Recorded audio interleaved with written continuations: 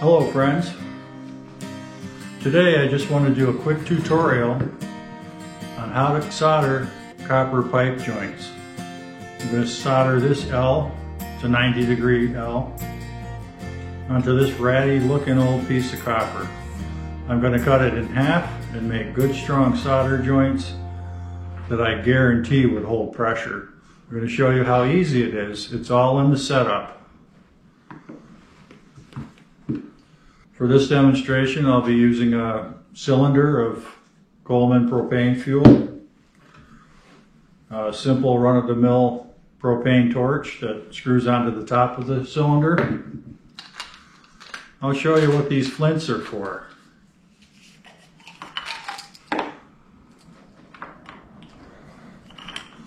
These are flints for a spark lighter. They're the thing that makes the spark. The same way an old-fashioned pocket lighter does. This is an old-style pocket lighter. This one's probably from the 1950s. It's called a Windmaster.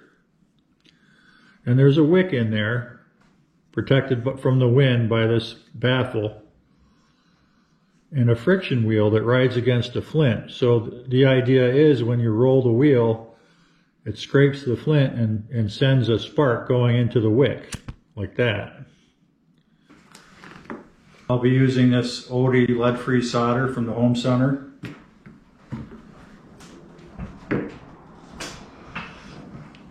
Regular pipe cutter, the right size to cut 1/2-inch copper or 3/4-inch copper, which is mostly everything in your house. Little strip of emery cloth. These two round wire brushes that are found in the plumbing section. One of them is for 1/2-inch fittings and the other is for 3/4-inch fittings. You would just use the 1/2-inch brush to clean out the fitting. And of course, a spark lighter. And let's not forget soldering paste or flux. You'll find it's impossible to succeed without it. To start off with, I'll show you how simple it is to replace the flints and the spark lighters. You just pop it open like that, unscrew the flint here. These flints come in this plastic holder, like that, and they just thread right onto there. Like so. Put the flint back in the striker surface on the inside here.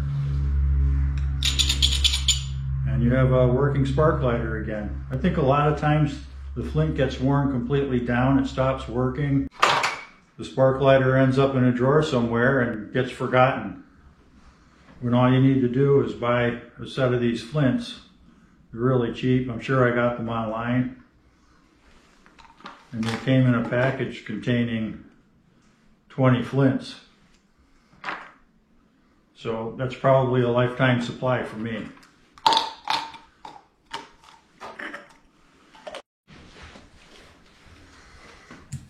So I'll start off with the torch here. They come with this plastic cap on top. You just pry off. And they thread onto this threaded adapter on the top of the cylinder.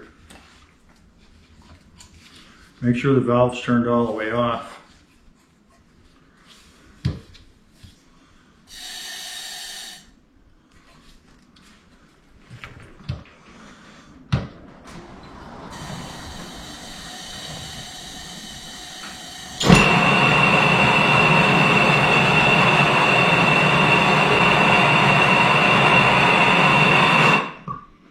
It's as simple as that to light them.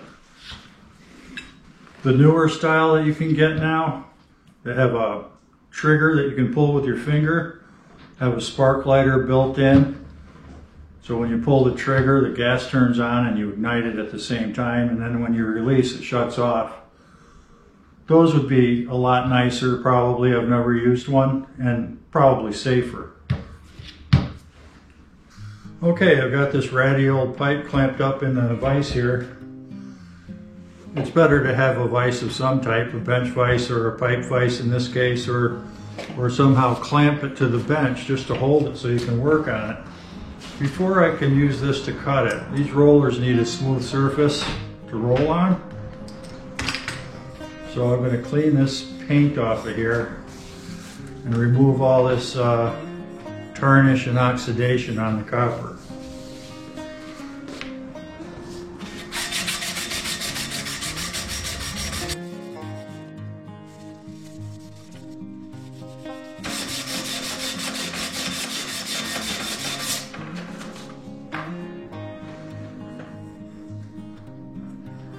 A couple little dings in the pipe there, divots that I can't clean out with there's divots that I can't clean out with the emery cloth. That section of pipe wouldn't be a good choice for making a solder joint anyway. So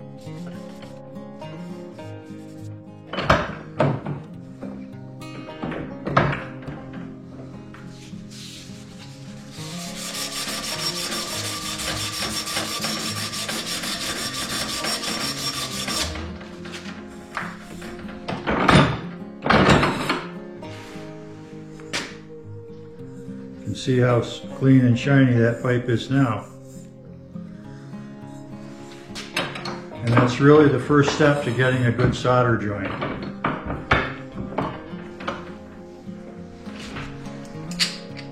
I'll use this little rigid pipe cutter. It cuts 3/16 to 1 1/8 OD pipe.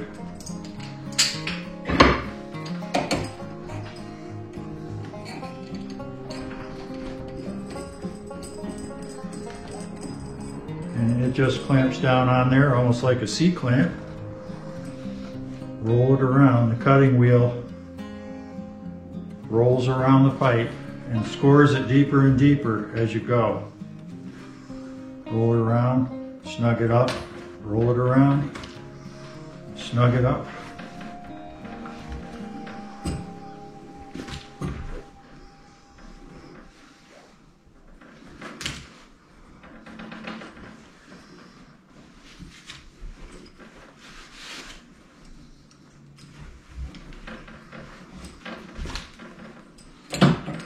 And there it is.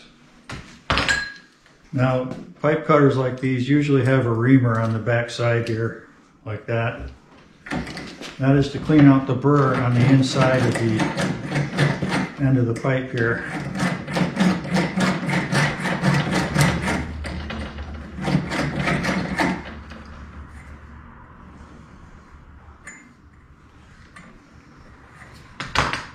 As I understand it, the purpose of removing that burr on the ID is just to allow for a smoother flow, freer flow of the liquid going through it.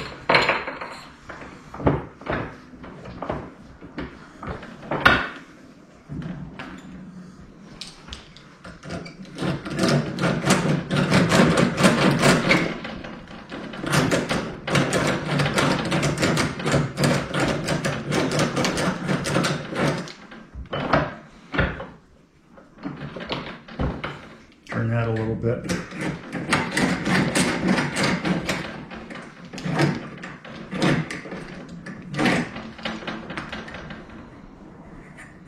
Yeah, that's pretty good. The most important thing about preparing for doing a solder joint like this is making sure that your pipe is clean. Clean and shiny.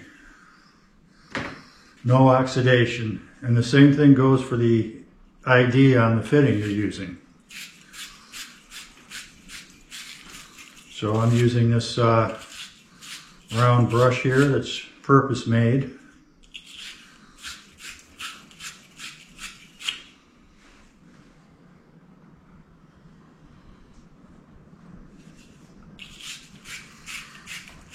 You want to leave no oxidation on there.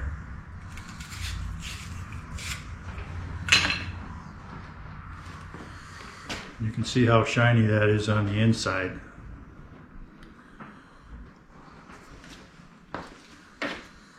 There's another very important ingredient for this soldering process, and that's soldering paste. You can get this at the home center. Little tin of that is all I've ever needed. Lasts me a long time because I don't do this very often. And a little acid brush.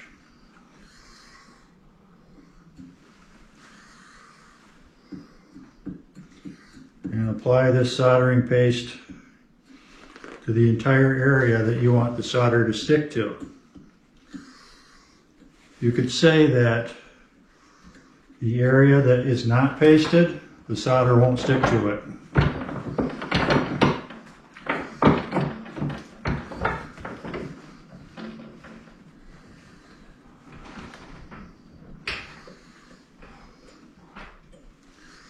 As you heat it up, this paste will bubble and melt, and it will clean the surface there. It's a little bit of an acid.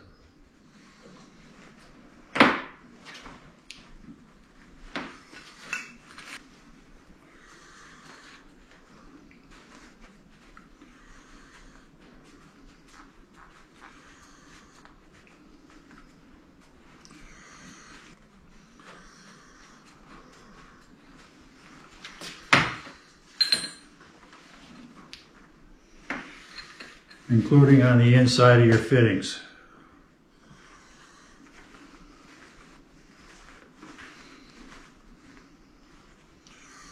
Apply a generous amount of solder paste.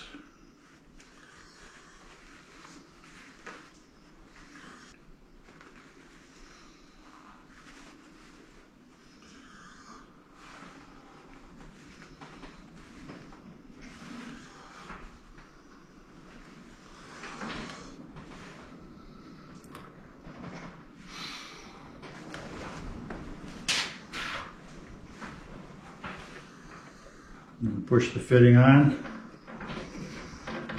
all the way.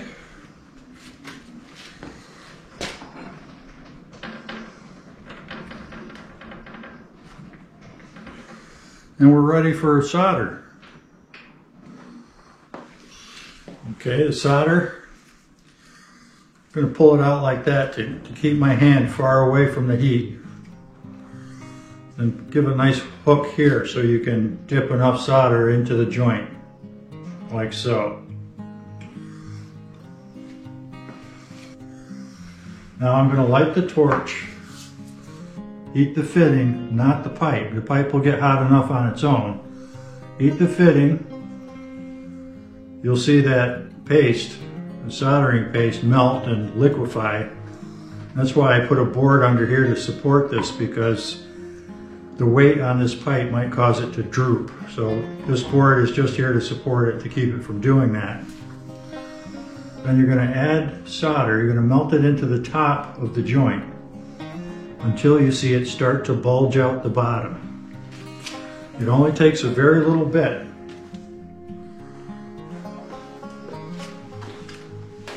Now during this process, you could easily see it start to really bulge out or drip out. That means you put too much solder in. So have a rag handy so you can wipe it off before it hardens. It'll chill off pretty quick when you remove the heat, and then when the solder sets, it's too late. You gotta wipe that joint while it's still hot.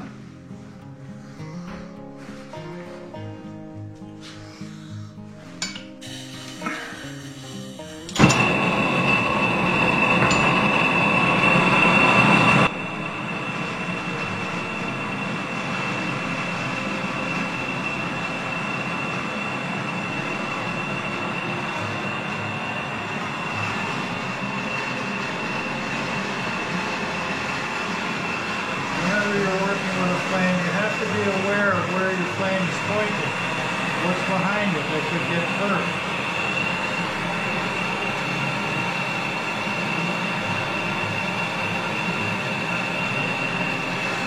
Heating the joint and I'm testing. As you can see, the solder is pulled into the joint by capillary action to the point where it starts to spill out on the bottom. That quickly I put enough solder in to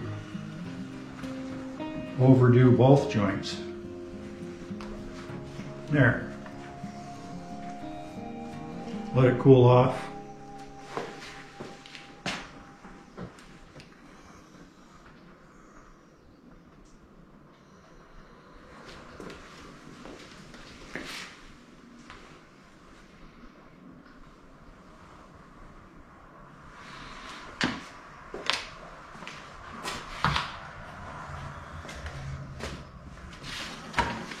Okay, the solder has set.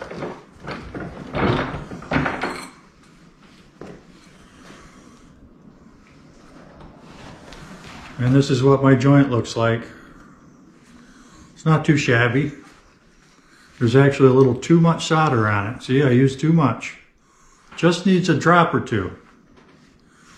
And it is solid and firm. It's not going anywhere.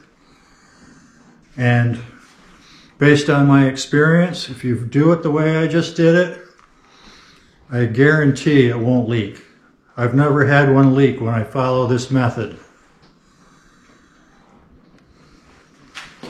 Now let's have a look at some spots in my house framing where the plumbers left some burn marks in the wood framing. These pictures show you the small amount of burn damage I found on my own house framing and plumbing. That happened as a result of sloppy plumbing work. There's no excuse for this, but it's unfortunately pretty common. I'm sure fires must have been started by careless plumbers and their torches. This just shows why it's important to protect any flammable materials next to where you're soldering pipe.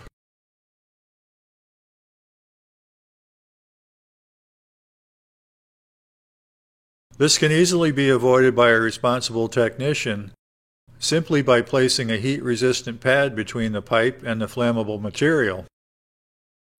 These fiberglass pads withstand temperatures up to 1800 degrees Fahrenheit. This one is carbon fiber. I've put links in the description. Sometimes I need one of these. I think I'll buy one right now.